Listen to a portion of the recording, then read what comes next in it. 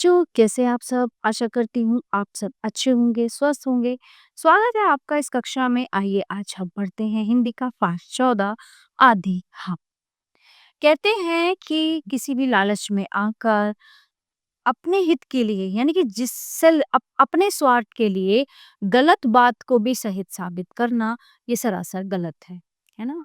अगर ऐसा है कि भई कुछ गलत है और उसमें लग रहा है कि अरे नहीं, इसमें तो हमारा फ़ायदा है, हमारा स्वार्थ सिद्ध हो रहा है और उस काम को गलत काम को भी हाँ करना या कर देना, ये सबसे बड़ी भूल है। तो आइए देखते हैं, क्या है इस पाठ में? इसी के आधार पर केवल अपने हित में तर्क सिद्ध करने से गलत कार्य को सही में नहीं बदला जा सकता। इसलिए लालच में आकर आत्म विरुद्ध कार्य नहीं करना चाहिए। गलत काम करने का परिणाम हमेशा दुखदाई होता है। पहाड़ी की तलहटी में बसा हरा भरा गांव था सोना। गांव में खूब बाग बगीचे थे। इसी गांव में बुधवा नाम का लड़का रहता था। वो रोज स्कूल जाता था। स्कूल के रास्ते में आम का एक बाग पड़ता था। ये बाग कुंवर सिंह का था और बाग के पेड़ आमों से लदे हुए थे। तो वहां जो बाग था उसमें जो पेड़ थे उस पर बहुत सारे आम लगे हुए थे। एक दिन बुधवा स्कूल से घर आ रहा था। पेड़ों पर लगे पके पीले आम देखकर उसके मुंह में पानी आ गया। उससे रहा न गया। वो आम देखकर उसके मुंह में पागल से लालच आ गया। वो बाग में पहुंच गया। रसीले आम देखकर मन में लालच आ गया, लेकिन दिल चोरी करने की आज्ञा नहीं देता था और कोई उपाय भी नहीं सूझ रहा था। अब बुधवा सोच में पड़ गई। वो क्या सोच रहा है कि वहां ना तो कुंवर सिंह है और ना ही उनका कोई नौकर है। फिर भला आम लेने के लिए पूछूं तो किससे पूछूं? तो उसके दिमाग में सारी चीजें चल रही। कुछ सोचकर वो खुद से बोला, क्यों ना पेड़ से ही पूछ लूं। ऐसा विचार करके वो बोला, ओ आम के पेड़, क्या मैं तेरे 2-4 आम तोड़ लूं? ठीक है, अब वो पेड़ से ही पूछना, क्योंकि वहां उसको कोई जो है दिखाई नहीं दे रहा था। पेड़ भला क्या उत्तर देता? बधुआ मन में कहने लगा कि वो से कि पेड़ क्या उत्तर देगा मुझे। ठीक है, तो पेड़ मेरे प्रश्न के उत्तर में चुप रहा। चुप्पी आधी हाँ ही होती है। तो अब मुझे कोई डर नहीं है। अब पेड़ कौन सा जवाब थोड़ी ना दे रहा था, उसको उत्तर थोड़ी ना दे रहा था।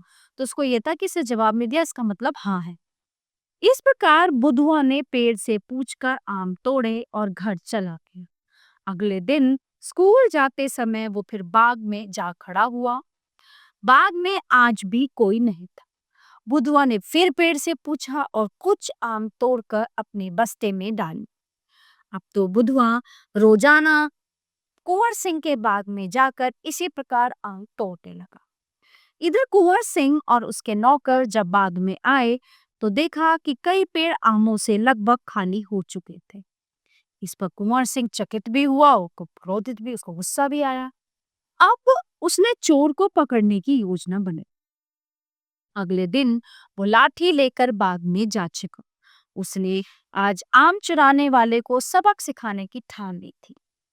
कुछ समय पश्चात बुधवा प्रतिदिन की भांति, मतलब रोजाना की तरह वो बाग में आया, है ना। उसने एक पेड़ से पूछा, क्या पूछा उसने कि ओ आम के पेड़, क्या मैं कुछ आम तोड़ लूं? पेड़ कुछ ना बोला तो बुधवा यह कहते हुए आम तोड़ने लगा। ठीक है, मैं जानता हूँ कि चुप रहने का मतलब आधी हाँ होती है। अब उसको अपने फेवर में ये चीज लेनी थी तो वो गलत बात को ही सही साबित करा था। ठीक उसी समय कुंवर सिंह पेड़ के पीछे से आया और उसने बुधवा को पकड़ लिया।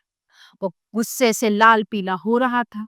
अचानक कुंवर सिंह को सामने देखकर बुधवा हक्का बक्का रह गया। कुंवर सिंह ने बुधवा को ऐसा दंड देने की सोची कि वो भविष्य में कभी चोरी ना करे। बाग के पास ही एक सरोवर यानी कि तालाब था।